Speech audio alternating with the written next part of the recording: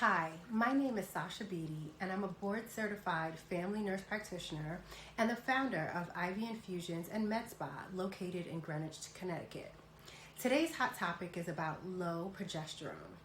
Did you know that high stress equals low progesterone?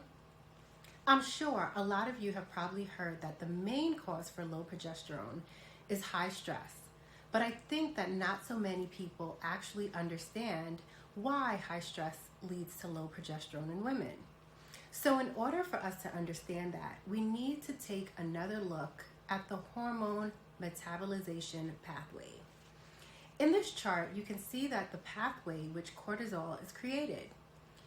Now, not too many people know this, but progesterone is actually a precursor to cortisol, as you can see above. So when a woman's body is under an increased stress load, it demands more cortisol to be created, and your progesterone gets converted into this cortisol.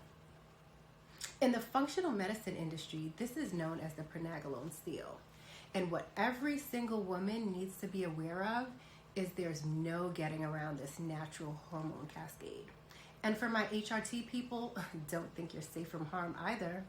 The same exact conversion process can happen with prescription progesterone if cortisol and stress are not properly managed. So no matter what, if you're currently struggling with any type of hormone imbalance, make sure that your stress levels are being managed as much as possible. This is why at IV, we emphasize stress management as well as a healthy diet and lifestyle habits to each of our clients who are currently struggling with any type of hormone imbalance. I want you to know that here at IV, we specialize in women's health and BHR treatments to help you achieve your wellness goals.